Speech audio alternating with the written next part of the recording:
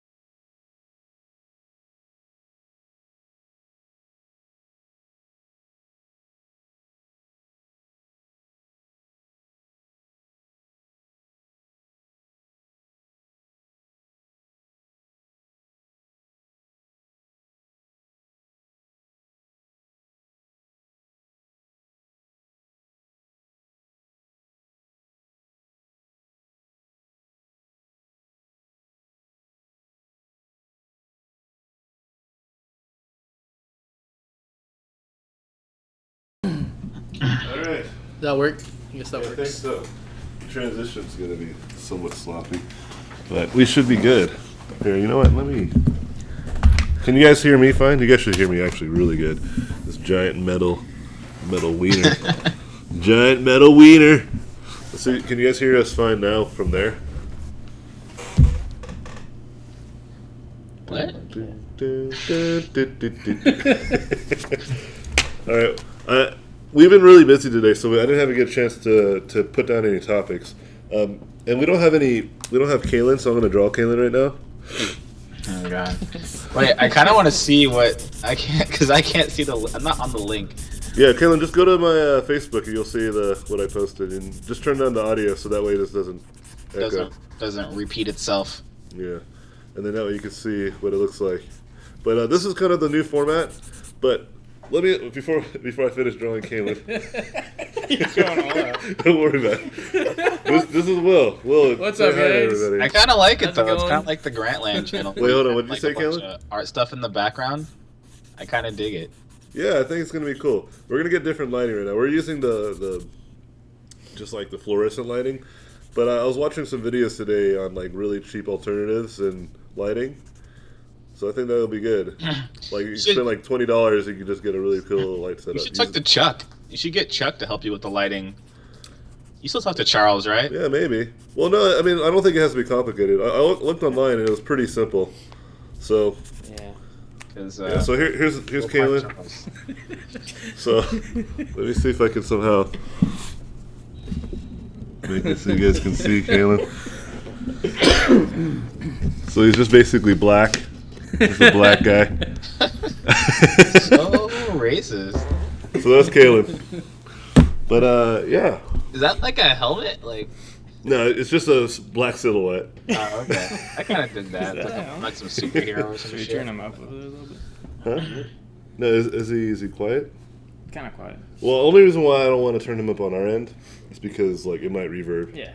Because this mic's really good. It'll pick him up even though he's like a mile away. All right. You know what I mean? Let's do this. So this will be mostly a Q&A session, I think. Q&A session might be really good, but we can talk about a few things. Definitely there's something that happened. Well, before we get into the serious stuff, because there's a really serious thing that happened. But Will, you're going to be leaving soon, Yeah, too, I'll right? be taking off in a bit. Okay. I'll be back though. Yeah, of course. See, he's already leaving you guys. Hi and bye. But we're gonna try to do them like again every Friday. The time in which we do them on Friday depends, but we're trying to aim for lunch time probably for the next 2 months, and then we'll see how the next mentorships go because that's usually what decides when we do these. But for the next 2 months, the mentorships allow us to do them during lunchtime, so you guys can just hang out during lunch, get your food if you're working. Yeah, get your food. Specifically, if you're working at some Pacific Standard Time. Actually, I am going to turn up Kaylin a little bit. Yeah. But Yeah, man, turn me up. But yeah. There's no. can you get my glasses too? My eyes are getting I'm all gonna take watery. off, guys. I'll be back. Get out of here. So Bye. we'll No see you one guys likes next you. week. Bye. All right, so let's put Kaylin in a. No spot. There you go. You already know what it is. Get your food. Pop up your freelance and come chill with us for about an hour. All right. Yeah, I don't know how to fit this in here. I didn't think this through, Kaylin. We don't need Kaylin's. We'll figure it out, So, Kaylin. just put him in the background. We'll figure it out. All right, here's what I'll do. Every you time, talk, I just want you to look up, like at the sky. Like, yeah, every time you answer a question, Kaylin, I'm gonna put this drawing of you. I'm gonna do a different drawing. It's gonna be even more racist. all right, keep it. It's all good. But yeah, just to talk about a few things before we go into some topical stuff. So one of the things is that we're going to be talking about right now is basically we have more studio space. We have this where we're at right now. There's a lot of space to basically have you guys come in. Anyone who's local, come in and have a portfolio review. So we're trying to build like a small kind of consulting session. Right now we're calling it like Robotpencil Coach, right? And so it should be very affordable. Right now we're looking at $30 for about an hour. People come in. There'll be like a few people come in with you, so you kind of share the time. We find that with our mentorship, that even though like people may get like short amount of time specifically with their personal critiques, being a part of like the larger class and hearing other people's critiques and seeing other people's work and comparing the feedback that they're getting to yours is very powerful, and it's why people in our classes accelerate in terms of their education. We've been paying attention, and we've been like really trying to make it better and better and better with every iteration of the school, and we think this could be a great opportunity for people that are local, because really the only way that we can test this model is locally. And to see if local people can benefit from coming in, hanging out with us for about an hour, and then getting some pretty good feedback for a relatively cheap price. Because, when I was going to school, there was nothing like, there's no way I could really talk with a professional. And so what I want to try to do is at first just use me for now, but as it goes on, I'm going to try to bring on more like instructors, more professionals that also live in the local area, from people that live in LA, perhaps some professional people that live in LA, from people up here in Irvine or other OC areas. I know a lot of people down here. I'm good friends with a lot of great peeps, but we're gonna start small to make it kind of like this passive thing that where people can come in, learn from some great people, and just for a small price. And it could be a great way for people locally to like put together a portfolio in a month and then try to get an appointment and then come in for like an hour and just see where they're at. And John was I were talking about doing like a online version of it, but I mean we're already swamped with our online school and all that stuff, and to add on another online thing attached to something we're already doing, it seems like so much online stuff. And so we want to try to do more in-house stuff, but we will record them and we post snippets of it online so you guys can take a look at it. So that even though you might be overseas, it will still be kind of like a cool thing to see peripherally. But that's really pretty much it in terms of news with the Robotpencil. Oh yeah, also today I'm going to be, for anyone who's interested in the Heaven's Hell stuff, today I should be submitting the final stuff. I might be putting an update today or tomorrow, but like we got with the editors yesterday, and we were just double checked. It's like, is this all you need? And they're like, yeah, I think this is it. So then the ball will be in their court, and then we'll see how it goes. Hopefully it goes really well, and they won't be like, hey, by the way, you still suck, and you don't know how to draw, and you didn't draw X amount of drawings. And we're like, And so we'll see. But I think we're good, though. I think this is it. I'm feeling good about it.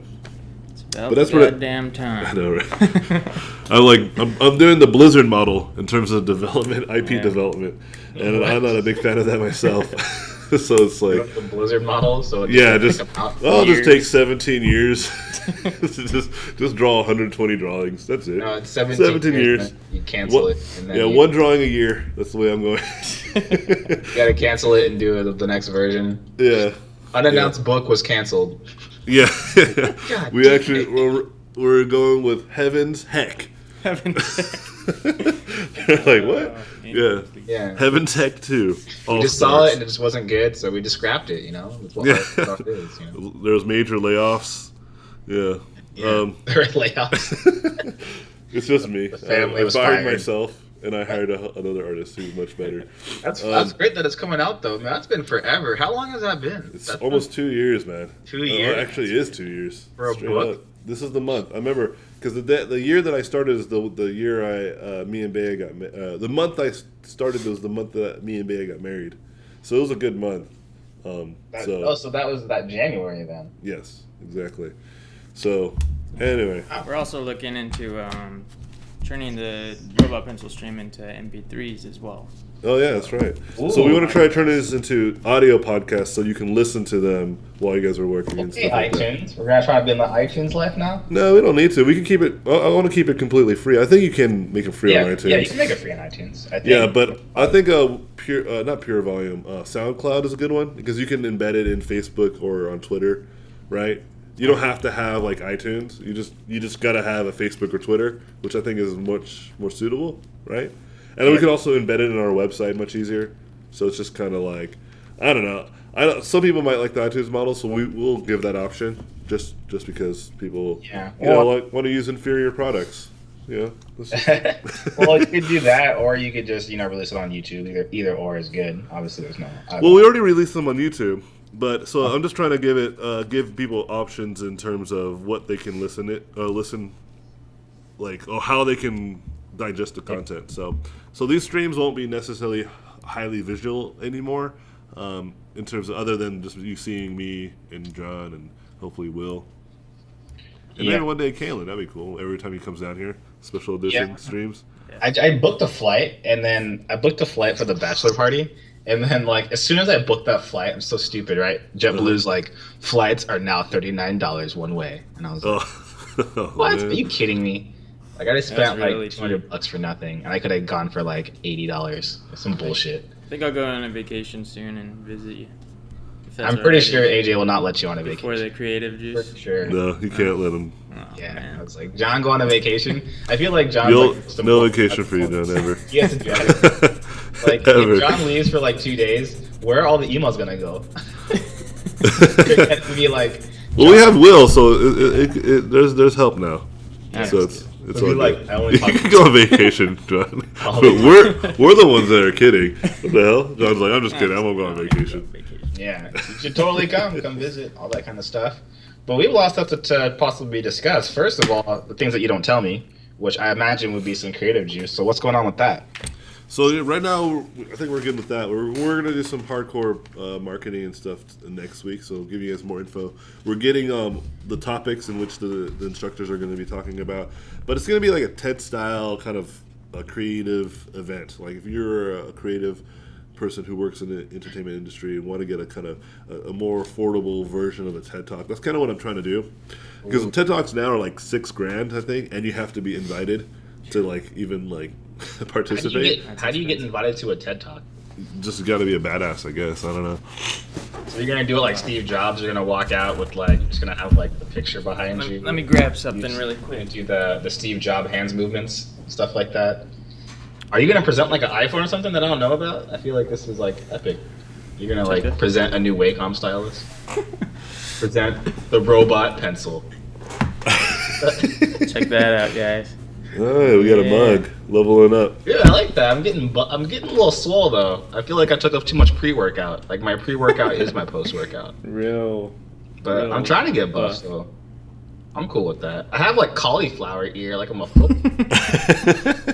I'm What? sorry. That's a robot pencil mug? I didn't know we fucking with that now. Yeah, Yeah. it's dope, right? It's cool. But yeah, I think creative You juice should, is going well. you should try to find someone who looks like that, and then bring them in. And And just have them like mouth what you're saying. just so- understand it. So, anyways, so yeah, so we can just go ahead, and I think there's nothing else really on the agenda to talk about. So, yeah, I think that's pretty much it.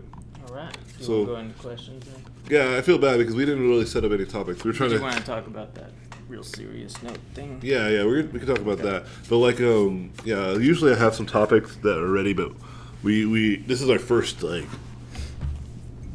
like us, you could see us talking about the stuff that we were talking about. So that was more important to get that set up in time versus like try to get a couple just random articles. Because I usually do like about a good half an hour research, go online, look up stuff that are entertainment related, that are very relevant.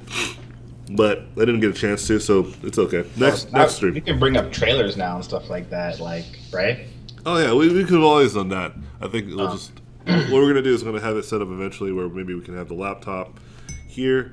But right now the laptop is being used by Will, like because we don't have a third computer that he can use actively, but or fourth computer I think it is. But eventually we will. But when that happens, then John will just use a laptop. Maybe we can get a tablet instead. Yeah. Something pretty simple, nothing too and yes, large. These will go up for sale soon, one day. One day. Eventually. What's going up for sale? The mugs. The mugs. Oh, dude, give me a mug. I want a. It's not that you guys could just go online, take our logo, and just put on a mug. Like done. Yeah. Yeah. Are you making shirts? Are you making shirts for the? Yeah, I think that'd be cool. But like this is stuff that we don't have. Where are we gonna sell these things? You know. Yeah. And so we're not in the market of selling these types of stuff. Not entirely. You just make Will start making shirts in the back. Yeah. I mean, maybe in the future we will. We'll see. Cool. Oh, you know what? Close my browsers. There's gonna be people like messaging me. Hey, I'm seeing you. I see your face. I see you. I see you. Yeah, of course you see me. Well, but anyway, on a more serious note, there was the event that happened up in France where a series of cartoonists were murdered out in the street, and over like their satire of like Muhammad. I believe they drew a picture of Muhammad, and some extremists, religious extremists, do not think that's cool, to the point where they would actually murder you, right? And it's absurd, man. I mean, obviously, like I wrote a kind of like a short post about it on my feelings on it. I was really kind of like, you know, I don't like this type of stuff. Obviously, I don't like when people get murdered. But what I really don't like about what happened is like, you know, people are allowed to make a joke. You know, like if you're so mad at someone because they're making fun of what you believe in and what you like, I mean, you just don't listen to them. Right? And that's what you do. You just don't listen. You just ignore it and you move on. I mean, you don't kill them, right? Especially if they're not actively trying to harm you. You know, it's just words. It's just pictures. You know, if you're so afraid that what they have to say and what their words or their imagery is doing may actually cause you harm in a way, or like people will not listen to what you have to say or whatever, then maybe you have to reconsider what you believe in, right? I mean, if someone were to draw a picture of, let's say, something that I cared about, something that I loved, like with my kid or whatever, and they were making fun of them in that way, you know, it would hurt. It would make me sad, but I wouldn't want to kill them, right? In fact, if it was like in the context of that, it'd probably be inappropriate, and they'd probably get hazed on a whole different level for being kind of a jerk, right? But, you know, cyberbullying basically, right? But that never results into murder, you know, and sometimes people, when they say stuff online, and, you know, terrible things happen to the people on the other end too. So I really think that saying what you want is very important, and you should have that freedom. But, you know, death, when we gotta teach people that people are going to make fun of you. People are not going to like you, and you shouldn't worry about those types of people, right? Yeah. And you shouldn't. Yeah, and you shouldn't let that should be taught so that people can react well to let's say someone being to being insulted, right? So that everybody can react like, I've been insulted, but who cares? You know, I actually talked to my son about this very thing. We were talking about taking him to the gym, and he was saying like he doesn't want to go because he's embarrassed that people are going to be like, oh, look at him, he doesn't know how to work out, or he's too weak or whatever. And I was like, why would you care about people that think that way? You know what I mean? What gym do you go to? Well, that's what I was trying to tell him. I was like and by the way, no one thinks that. Yeah. You know? No one's like, dude, look at him. He's only lifting 5 pounds. Nobody does that. Yeah. You know, and if they did, they're in the wrong, right? Like they're the ones that are jerk offs, not you. And you know, and people like kids these days and adults, like kids that grow up into adults, don't realize how to rationally react when someone makes fun of what they believe in, who they are. They feel like in the need to potentially kill them, harm them. And I think people need to realize that don't focus on the people that hate you or disrespect you or think badly of you. Focus on the people that care about you, that love you, that respect you. You know, I actually had a good talk with somebody the other day about, like, because he was feeling about his artwork and, like, it wasn't getting, like, the kinds of likes or response that he was looking for, and he was feeling really bad about his artwork. And I was like, don't make artwork to satisfy people you don't know and that hate your work. You do it to satisfy the people that care about your work and care about the things you have to say. You know, there's an audience for everybody. You don't have to make, you know, like this type of artwork because this artist did it and he's extremely popular because of it. Just do the artwork that you think is cool, that you like to do, you know, and you'll feel happier, and the people that support you and love the things you do will follow what you have to say, and that's a good thing. There's a lot of people in this world, and you don't have to have everybody's attention. You just need the people that care about you attention. If you look at, like, Kevin Smith, for example, he's one of my favorite examples of this because Kevin Smith makes whatever movie he wants to. My eyes are getting all crazy watery. Well, he makes whatever movie he wants to, and he has a really, really dedicated fan base who goes, watches his podcasts, he does like this. We went to one, right? It was awesome. He had one at the Improv where he goes to comedy shows and he just talks. Really fun. Yeah, he just talks to his fans, and it's cool. Like, and it's just like a live show, and it's really funny, you know. And it's cool, man. And he reaches out to his fans and he talks to them. He tweets to them and stuff like that. And he goes and does these live talks, and he has his fan base. He has like a really good fan base that he makes content for, and he cares about them, you know. Mike Mignola, very similar situation. He's very, very in charge of what he likes to do and what he wants to do. And people that are a fan of his work, he's a fan of them, you know. And I think when you start to focus on all the bad things and all the terrible things, you know, I have friends who leave Facebook or social media because one person said something terrible about their work, or two people, or three people.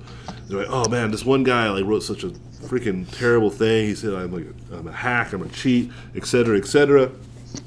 And I was like, yeah, but what about the thousands of other people that are like, dude, you're awesome?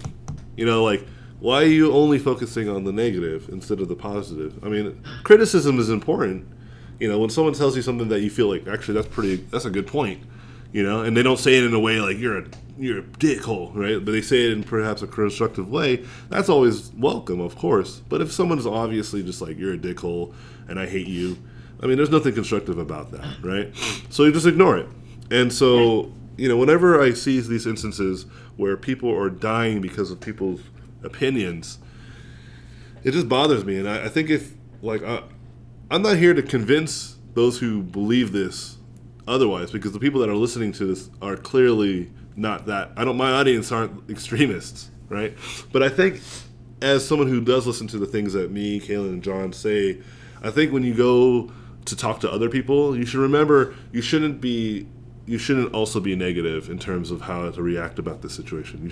You should try to be pro and find the positive of this, and so you like how freedom of speech is more important, right? And we need to respect and we need to comfort the families and respect the families and try to do things so for people to know that an injustice has happened and people should be aware of it, right? We shouldn't be going out burning Muslim churches or Islamic gatherings, because that's just as ignorant as the people who caused the crime in the first place, right? We should just be very aware that it was a very few people who had a very specific belief that did this, and those are the people we don't like, you know? Yeah. And we want to make sure that when we try to convey a message to someone else and we want to say something to someone else, that we are objective and we are on the light side of things, right? Like there's always I love the analogy of glass half empty, half full. I always like to think of it as always half full, right? Even though in reality it's just half, right? But it's the way you think about it contextually. And so the injustice that could really continue to happen is if we allow this murder of these people to stop us from being creative, being afraid that we can get killed ourselves. That should not be the case. We should definitely keep doing what we were doing before without a fear of death. Keep drawing what you believed in, draw into things that you loved, and do it with pride. Because we live in a free world. Not everybody believes this, but it's going to become one, more or less, in the distant future, and it's very much obviously the best route. So that's my point of view.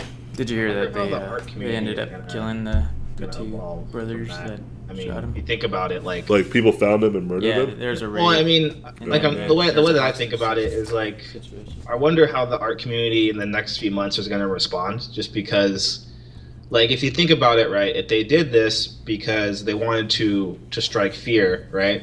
Obviously, they're doing this because they're doing it because they think that it's wrong, right? So they're like, all right, we're going to kill them and teach people that next time they won't do it again, right? But I think obviously that completely backfired because now everyone is drawing this sort of thing. You know what I mean? Yeah. So it's just like, so if your goal was to kind of that is the thing to do. Put fear into somebody. I mean, like if you wanted someone to stop doing it, I feel like the better option is just to educate somebody. Like, I mean, we all have those kind of friends that say like racist or like terrible things. And usually if you want them to really stop, you kind of sit down with them and you explain to them why it's not okay. And then usually they'll see it. They'll be like, oh, okay. So, I mean, granted, I'm not sure if they have that outlet to kind of educate me on why drawing Muhammad is not okay, but I feel like murdering people, I feel like only just piss people off now. And now I think everyone's going to have like they're going to draw Muhammad all the time. So if they really didn't want people to draw the Prophet, it's I feel like cascade, like they just, I'm actually really curious on what's going to happen because I feel like the people are going to draw it just to piss them off. And now they're going to draw, now like if they weren't, like I know it was satire before, like it was insulting, but it wasn't that bad. But I have a feeling people are going to draw like really insulting stuff. And now I'm like, kind of like not necessarily worried, but I'm just curious on how the people that did this are going to react to that. If their goal was to stop it, I don't think that's going to work. So yeah, I agree. I think like whenever someone dies for an unjust reason, people get pissed. Yeah, it's like just throughout history. I mean, you do not want to shape people's minds through murder. It's just one of the worst things you could do. I mean, think about it like this: the Pope Francis, right? He's the latest pope that's out there, right? I don't know. I don't follow the Pope scene. But he said some really cool stuff, man. And like he said some. He's totally pro gay, like gay marriage. Right? He's like, whatever, let gay people be gay. Who cares? And he's also like he's pro science. He's like, yeah, so science is, like, evolution's real, man. Like, scientists use it all the time. Like if you think evolution, the theory of evolution is an opinion or a belief, like, you need to reconsider what you believe, right?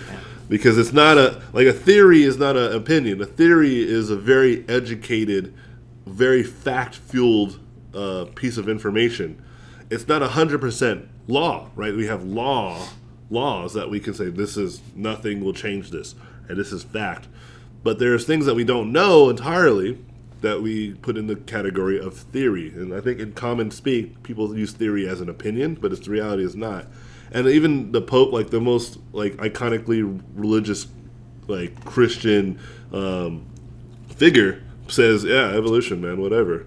Like not everything in the Bible is real, guys. I'm sorry to, even the guy who's like in charge of that, is saying that, yeah, come on, let's move on. Let's move on to bigger and better things. I like that, man, because he's telling people like, look, why are we trying to fight against scientists and these things when all we care about is that we believe that there's a God, there's something higher, and none of these things necessarily counteract what we still believe in. If we believe that there's a higher being, that still could be true, but we might have to accept that perhaps God is a mathematician or a scientist. He's a physics major, right? Like extreme mastermind in that, and I'm cool with that. I don't necessarily believe in a higher power or any of that stuff, but I definitely don't care if you do. It's not going to sway me or affect my life in any way, and I don't have any intentions to do that to you as well. In fact, some of my best friends are like Christian, and I have no problems with that. In fact, they're some of my favorite people in this world, and I love them very much. and they're also very like-minded, and they're very like, yeah, science is dope, man. You know, and I'm just kind of like when I see these YouTube videos or these posts online about like these people holding poster notes like science don't know shit. I'm just like, what are you doing? Like, science is not trying to kill you. They're not out to get you. They have no intentions to dethrone religious activists. I mean, and there are some scientists out there that are definitely seem that that's what they're trying to do, but most of them are just trying to prevent it from being like a recommended, required type of thing in, education. Like, you don't want to say that this stuff that is in this book is science, is all they're trying to say, because science is science and religion is religion. That's all they're trying to do. And I'm on that side. I'm like, I don't think people should tell each other how they should be like raised and and the things that they should believe, especially if it's not harmful to the children. And like I said, some of my best friends are religious people, and they're nice people, they're moral people, they're very respectful. So clearly, however they were raised was not harmful to them. You know what I mean? And so what I'm trying to get at is like whenever I see these instances, it just seems so. I can't wait like 10, 15 years from now where like all of this type of stuff is just kind of like, remember when people used to be so indifferent? When people used to kill each other because of their religious beliefs. Remember that time? Man, that was like the Dark Ages. It was like 10 years ago, right? Because like that's the same thing that happened with slavery. That's the same thing that happened with women's rights.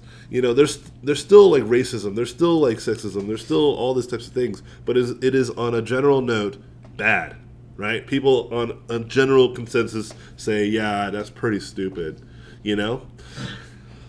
And I think it's important that people need to kind of like chill, man.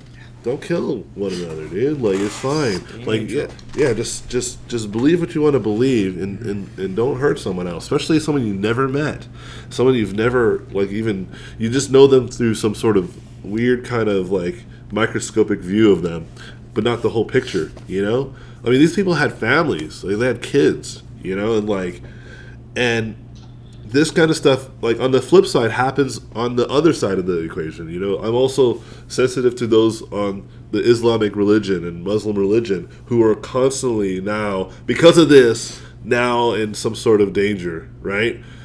For no reason. They had nothing to do with it. They just happen to believe in something that has the same name and may have the same look, but not entirely the same thing, And it sucks.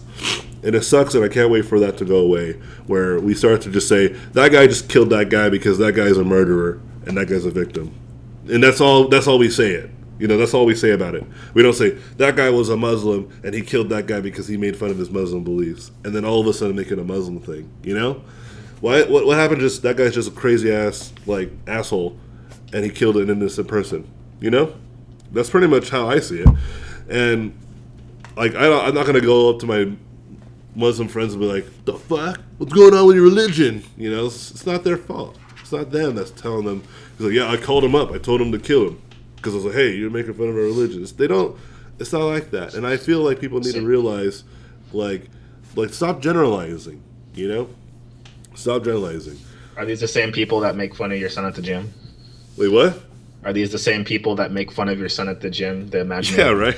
Just like, he can only lift 2.5 pounds? Get out! I'm really curious on where that fear came from. I feel like it's from television. It's embarrassment. That's what embarrassment is, right? And I try to explain to them, like, there's nothing to be embarrassed about because we will be there and we're helping you. Like, no one that goes to the gym starts lifting 700 pounds. You know what I mean? Like, you have to train for that, and it could definitely be intimidating and it could definitely be embarrassing to not be strong or fast or whatever. But that's no reason to be embarrassed. I mean, you just... The only thing that's intimidating is when you're on a treadmill and there's the other guy on the treadmill and he's at full speed. It's not tired. That's like me every day. Because there are those guys, and I kind of hate those guys because when you run at full speed on a treadmill, it's super loud. Yeah. Right. Like, and I'm just like, I'm just jogging. I'm at like 5 speed. This guy's at 12, and I'm like, dude, you won. Like, you already won. Go run somewhere else. Like, you're obviously the treadmill is obviously not giving you a workout. So just go run outside. I hate those guys. Yeah, He just like looks over to you. He's like, yeah. Like, "Can they I look- like use your machine because this is not going fast enough?" So what I'm gonna do is I'm gonna jump into yours and jump back to mine. Yeah. Just It let was me like put on just- full just speed. a dead sprint. Like, You're like, you're I need like two machines. quarter of a mile. You're kind of a little winded. He's been doing it for like 2 miles, just sprinting. And I'm like, dude, what are you training for? Like, Yeah. life. Those people. That's always my answer. Yeah, I'm just like, and everyone can hear him, and you're just like, dude, everyone hears you. Like, you won. You win at the gym. He puts his arms up when like he just crossed the it's room. almost, if the game was if the gym was like a video game, like he already won. He's already level 80. Like he's already prestiged. Like Yeah. just pick a new thing. Like swim. Go swim. Oh, did you hear about that guy that swam 9 miles? No, what? All What right, the there's hell? a former That's a Dolphin. All right, this is kind of ironic. A former Dolphin fullback. He was fishing. Wait, hold on. He's a dolphin? He's a former Miami Dolphin fullback for the Okay, Miami continue. Yeah, he's a former Dolphin. Yeah, So it was a Dolphin, and the Dolphin swam, and it was amazing. No, Yeah. so he's like an ex football player, right, for the Miami Dolphins of all teams, right? And he was like 9 miles out on the coast, and he was fishing, and he fell out of the boat, and the boat was on autopilot, so the boat just like drifted off, damn. and he was like, "Fuck." So for like 9 hours, he swam 9 miles back to shore, and then just like roll up on the beach, and then like people found him, and they were just like, "What the fuck?" And he's like, "I need help."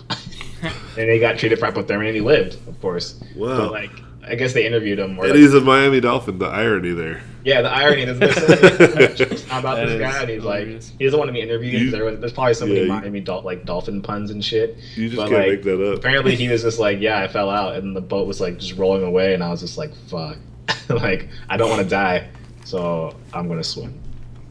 Alright. I don't know if I could swim 9 miles. I'm pretty sure Oh, I tried no, to I would float be after dead. that. I'm a pretty good swimmer though. I love swimming, but I can't tread water like for that long. I don't know. He must have done the floaty trick where he just floats. Yeah, float. Yeah, like I don't know you if I have could. to. You can't just swim and then just tread water. Treading Right. water is harder than Be freaking swimming out. I'd be like sometimes. 9 miles out. That's where sharks live, bro. That's where like That is crazy. I Yeah, can't that's believe intense. that. Anyway, all right. So to kind of move on to the Q&A session, but yeah. So just go back to the whole thing. Like it's really sad, and I think we all should take a moment and start to kind of really have a good understanding of what happened here. Just a few crazy people murdered a few innocent people because of their opinion and their artistic, ability. Art is very powerful, man, and it's a powerful art form. And I even like one of my YouTube videos that I just recently posted was talking about how art is everywhere and around us, and it's very important. And clearly it was so powerful that these people had the need to murder these artists. But don't let that scare you. Just don't be afraid. Just keep drawing the things you're drawing. Don't be like, am I gonna get murdered for this? It's 1 out of a million, right? Like I'm sure they're not the only artists who've done this, who've made fun of Muhammad in some sort of capacity, and like Matt and Trey Parker from South Park have done really crazy stuff about it. And they had an episode, but it got taken down. Yeah, but And it's what it is, and I don't condone that people should be actively trying to bully each other either. Don't just make fun of Muhammad for the sake of these people's in tribute to them or anything, because it's not necessarily the right action. I think the right action is just keep being what you are doing originally. Don't be afraid, and yeah. But I mean, honestly, you can do whatever you want, right? That's the point. It's just like, as long as no one's really getting hurt and you're not really actively trying to hurt people, I think you're in the good. You're in the green. So, because you have to always remember, even though you're allowed to have an opinion, your opinion will be heard. Especially on the internet. So you have to be prepared, and you have to be aware of the repercussions. For example, if you're a racist, people don't like racism, but I mean, as long as you don't, if you're not killing people, right, and you're not going to people's doorsteps and saying, "What? I hate you because you're black," and if you're just like, that's your opinion and you just believe that, I hear it all the time in a very passive way from like friends and family all the time. Like they'll be like, stupid Asian drivers. And that's like clearly racism. It's like, it's statistically untrue. I actually looked into it because I'm half Korean. I was like, are Asian drivers really bad, or is that just a circumstance of us living in Irvine? Yeah. Because there's a lot of, like, if you go to Korea, then yeah, the statistic would be highly true because everyone's Asian. But in America, apparently the highest car accident rate is caused by white Americans, Caucasians, and Mexicans, specifically in California, Southern California. So let me think. Yeah, there's a lot of whites and there's a lot of Mexicans. So it's not even a statistic accuracy in terms of if you're a Mexican, you drive badly. It's just there's a lot of them. It's just a circumstance of statistics. There's a really funny comedian who makes fun of that, right? He's like, I don't get the whole Asian drivers that can't drive. Like, they make some of the best sports cars and some of the best car engineering in the world. Do you think they're in like a meeting? They're like, so I built this car. It had 8 engine piston and carbide, blah, blah, and go list all the awesome car things. And they're like, oh, awesome. Do you want to take it for a drive? No, I can't drive. I'm Asian. It's like, yeah, like clearly this is racist. But what I'm trying to say is people have that opinion and people, truly believe that, and it's harmless. They're not gonna go and be like, look at you. People laugh at it because it's somewhat untrue, right? It's just circumstantial. But that's what I'm trying to say. Like, there's people out there that are truly racist, but they don't harm people, and I feel like that's fine. And they also understand that they shouldn't be like openly saying that they're racist in a country that really looks down on it, right? But their freedom, that's their freedom. I can't tell them that they can't be racist, right? Because then they can tell me that I should be racist, or that I cannot not be racist, if that makes any sense. And so it's like, it's kind of a double-edged blade, but where I draw the line is when people start getting hurt. That's really what it is. Or when people are inciting people to hurt people. Like, there was this religious group that was telling, like, in their church, go kill gay people. Like, they're pretty much, like, actively, like, gay people need to die. And I'm like, okay, nope, don't be saying that kind of stuff. Right? Because there's going to be someone out there who's crazy, who's like, I think he's right, And all of a sudden, someone's dead. And so, anyway, let's just jump on to Q&A. So again, the Q&A, relatively whatever you guys think is interesting. We have about, how much time do we have? Not too much time. Like 7 minutes, maybe 8 minutes. We start a little bit later. We can do good 10 minute. Here, I'll put a 5-minute timer, so we'll speed it up at 5 minutes. We'll go speed round. Speed round. All right, first question then. Hold on. 5 minutes. 5 minutes? Yeah. I'm trying to use technology well. Oh, there you go. There it is. You gotta get a Are you guys ready for this? Speed round. Speaking of racism. 8 black Korean. First question says, I'm going to take ellipses, for example, but this can work with any drawing exercise. Am I better to draw 1,000 of ellipses as quickly as possible with an acceptable render? Or am I better to draw slowly 250 ellipses with the best render as I can make? In other words, should I go for quantity over quality to improve my drawing skills? I say do both, right? But here's the reality: if you draw a lot and you're actively paying attention, that's probably the best route, right?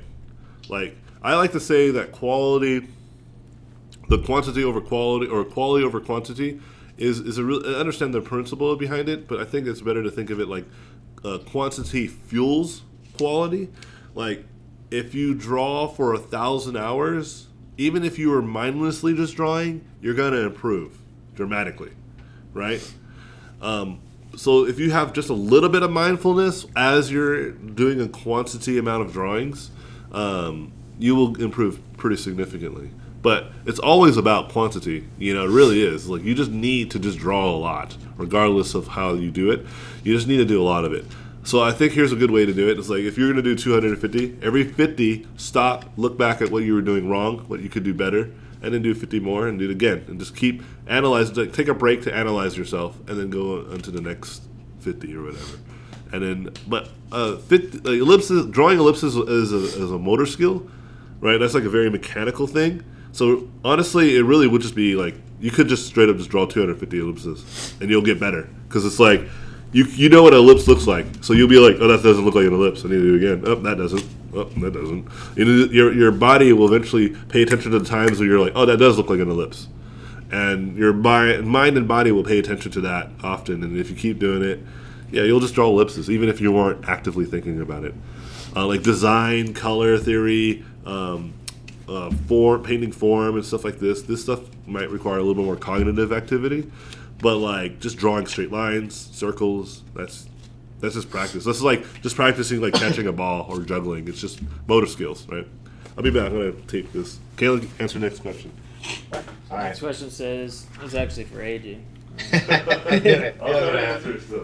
Says, I was wondering when you think, as an amateur concept artist / illustrator, that you should start putting your work in your portfolio if you are constantly getting better. I know for artists, if we work hard, we always get better, but I'm never sure if I'm ready to make that jump. I think you should always be putting artwork into your portfolio. And you should always be upgrading your portfolio, and you should always be showing your portfolio, no matter at what level you think you're at. Because if you, because if you think about it like this, if you're not showing anyone your artwork, you're basically, hold on, get it in here. There you go. If you're not showing your work, or if you're not showing your art, often you're not really having anyone help you improve on it. You're kind of just ambiguously thinking that you're good. Sometimes when it's like you want to be able to like have a portfolio, show it to a professional, and have them tell you why it's not good, and then go back, make adjustments, because like you said, you're gonna always get better. Right? You're gonna always get better, and so it's important to just make a portfolio and then work on it for a few months and make it again, and just keep showing it to different people. And keep showing it your portfolio, and you'll start to sculpt your portfolio. You remember, getting your work critiqued is very important to get your artwork better. But getting your portfolio critiqued is a great way to get your portfolio better. So if you're never getting your portfolio critiqued, and what I mean by that is actually showing it to employers and having them give you hopefully some sort of feedback. Sometimes they don't, sometimes they do. But even if they don't, take that as a passive criticism and pay attention to that as well. But you have to not be afraid of posting critiques, posting portfolio pieces. Next question says, Anthony, any new and upcoming 2D artists that grabbed your attention lately? Actually, there was one, but I forgot their name. I'll be able to find them if I looked on Facebook. I just saw them. I was like, "Who is this guy?" They're so good. It's actually a good idea. Maybe do an artist spotlight. Maybe we should do that kind of thing. Done. Next week Nice. we'll do it. Yeah, sure. Yeah, do an artist spotlight. We'll just find we can get the people involved, right? So they can send us like links of people that they think are tight, and we can just be like, artist spotlight. This dude's tight. Whatever your name is, dope.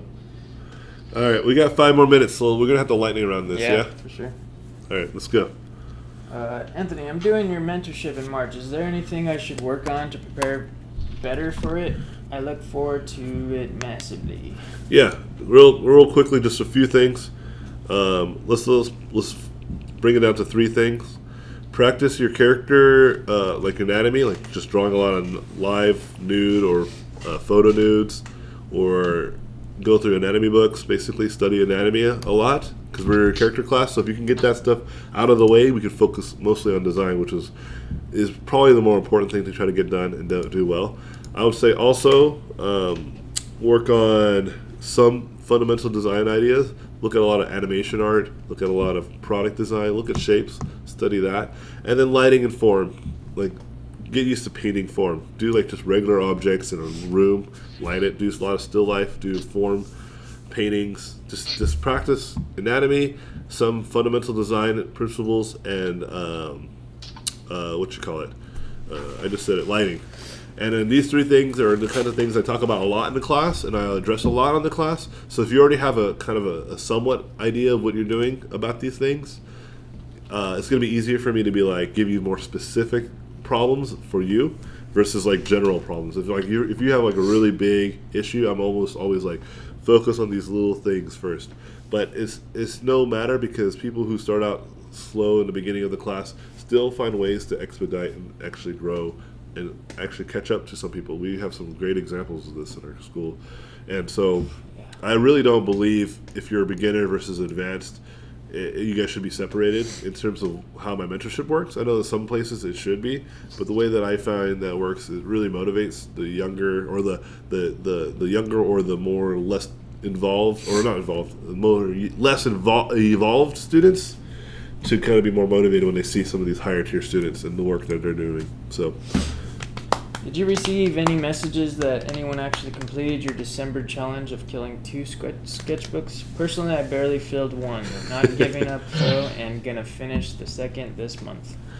Yeah, so that was one of those things where I was just kind of like, go for it, you know? So if you already finished one in 1 month, that's pretty impressive. That's pretty awesome. See, the first person to ever get back to me on that is you. Good job, man. Why are you golf clapping? That's actually a good achievement. Kayla's a dick. No, I want to do the slow clap. All right, guys, next question. Loud one.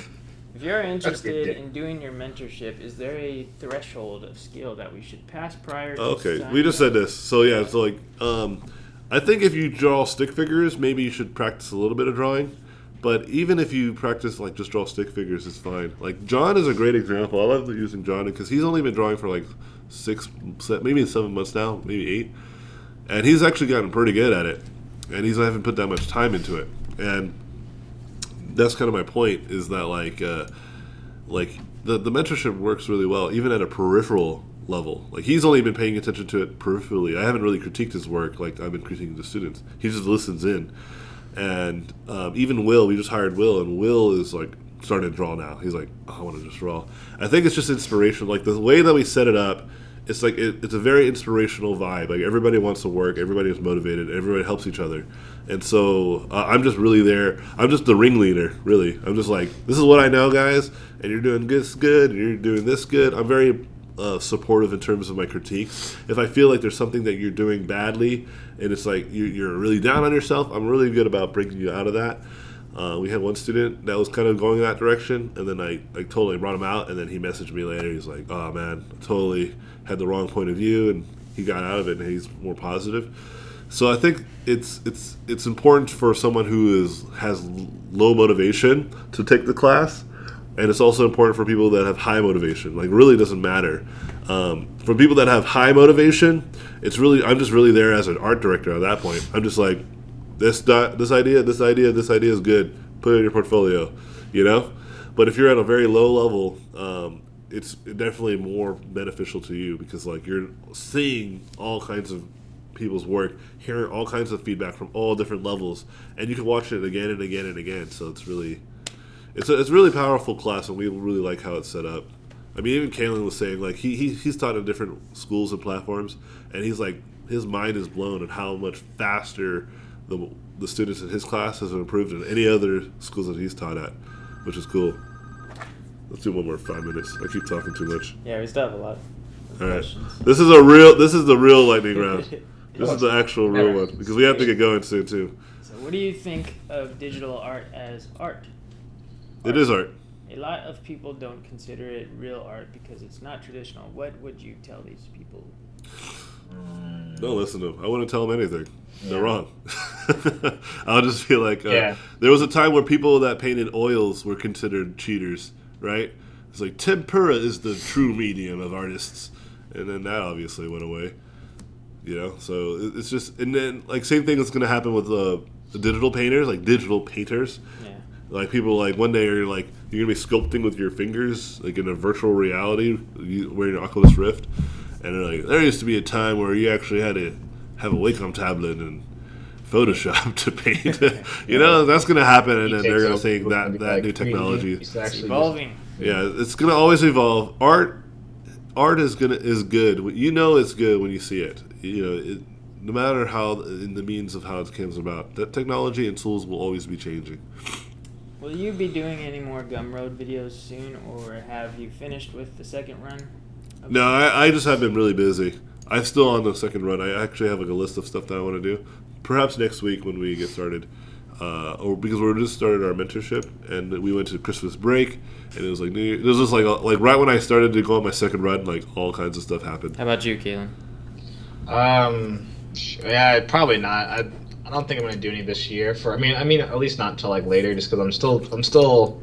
I don't think I have anything else to give, so maybe I'll just. I think I need to take some time to myself and just kind of like learn some shit and then come back and see what I've done. But if anything, maybe we'll. Do you put your Gumroads up on the mentorship thing? Don't you, AJ?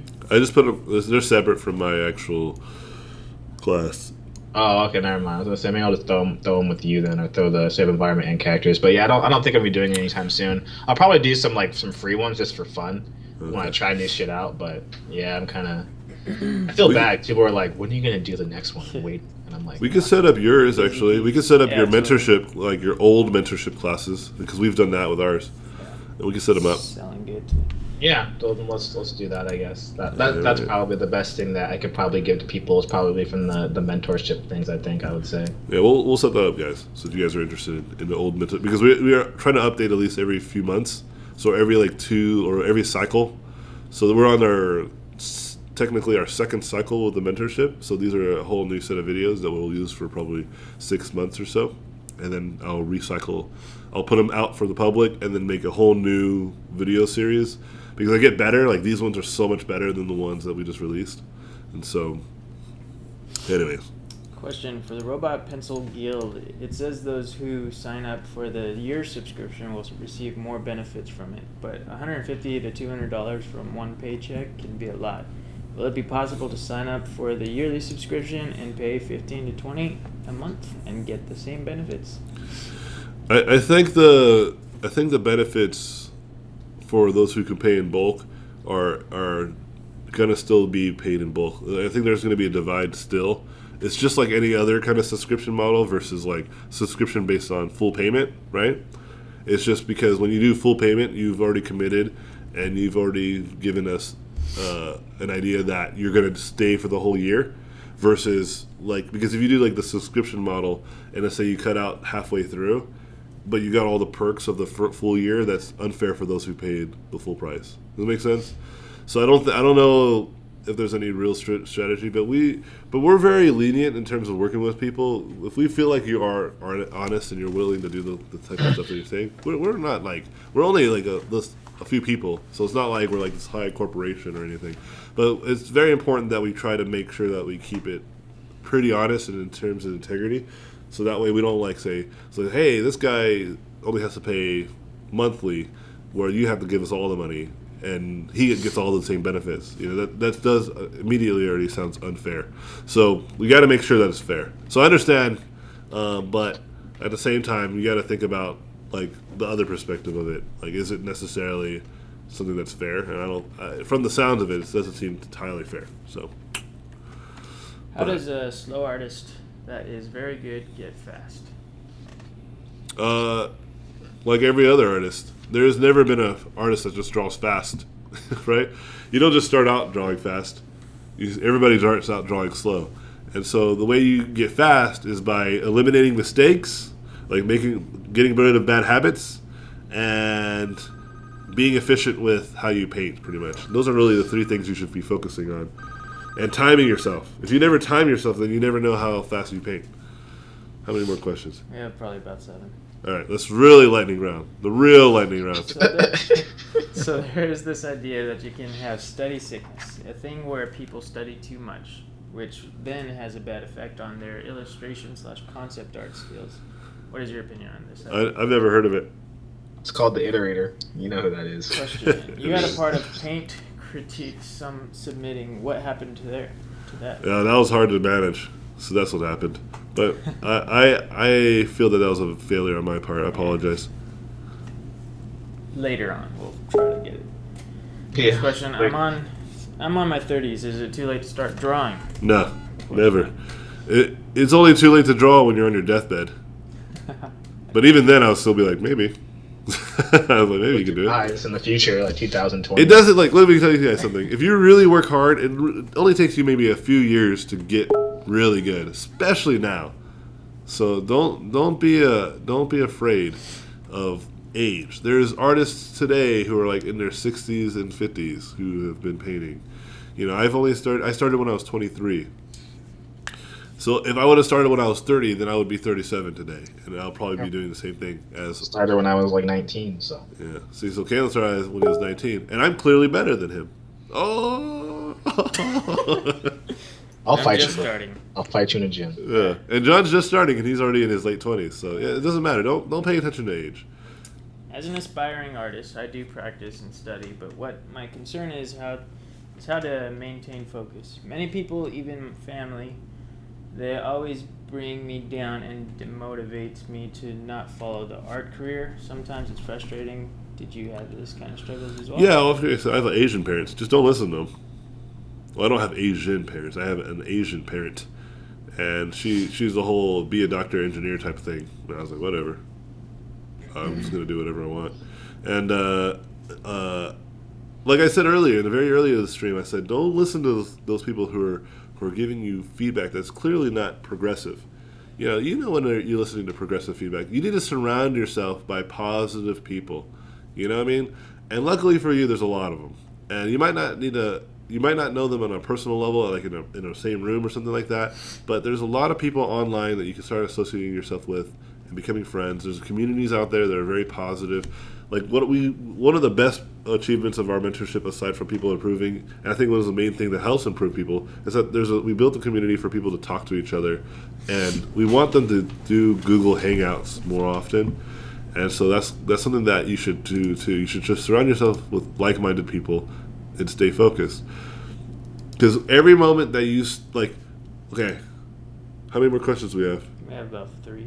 3, okay. Just because this is a good, I want to make sure that, because there's a lot of people in here that probably have the same problem.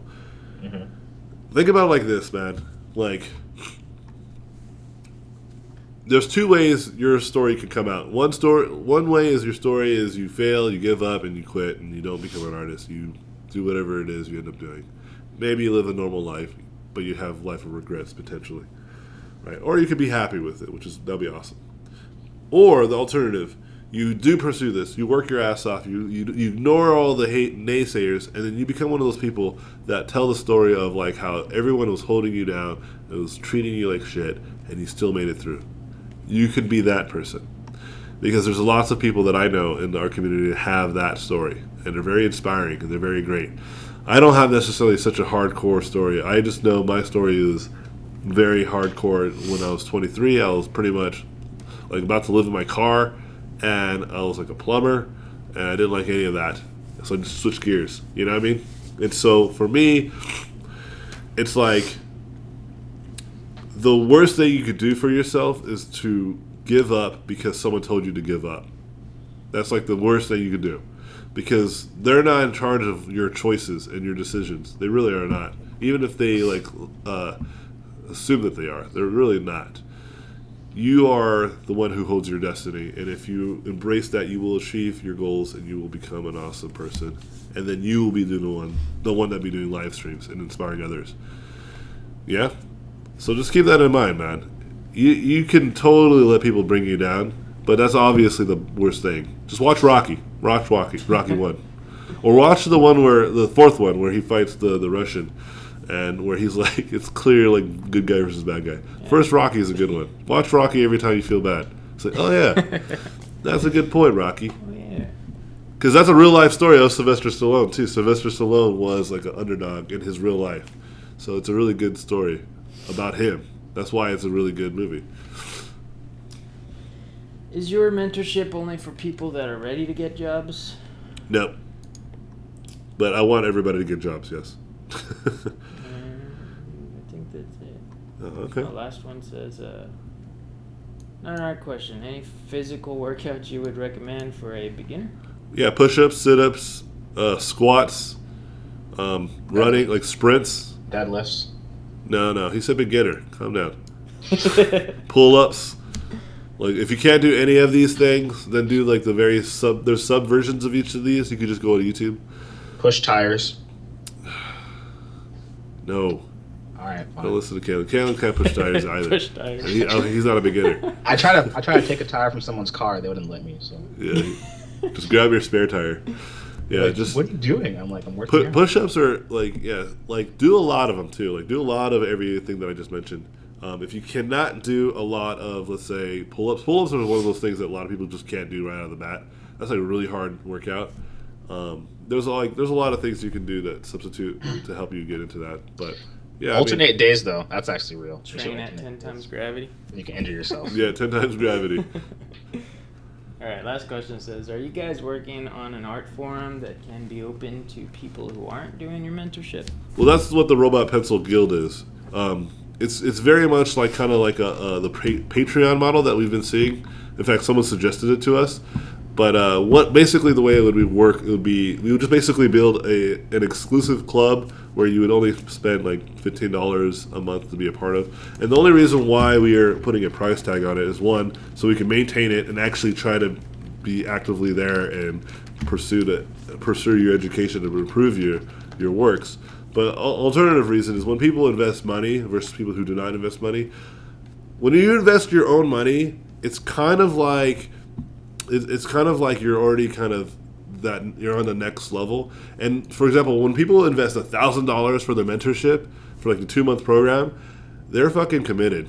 Yeah, you know what I mean? They're just like, I spent $1,000 out of my pocket. I'm not gonna miss a class. I'm gonna be asking questions, and when you give us $1,000, we're like, we need to make sure we answer those questions. We need to make sure we have classes, you know?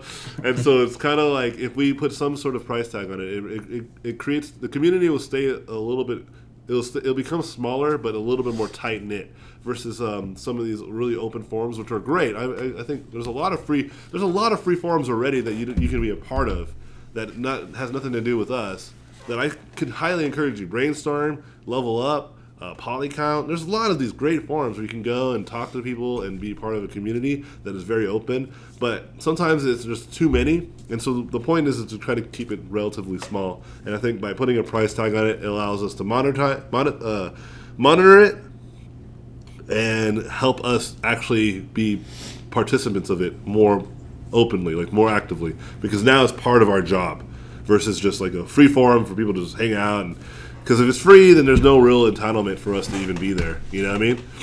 And so I think it puts responsibility on both the supporter and both the instructors. So I think it's a good model, and we're still trying to build it around there. We're going to start it with 2 instructors, so it's going to be me and someone else. So that way it won't be just only me. It's going to be really hard if it was only me. And so we're going to add more instructors later who will actively help each other in terms of helping produce videos and also critiquing each other's students with, you know, even if it's just a typed critique or like a short little sentence here and there, because it's cheaper, so it's going to be a little more relaxed, but we'll be there kind of thing, you know.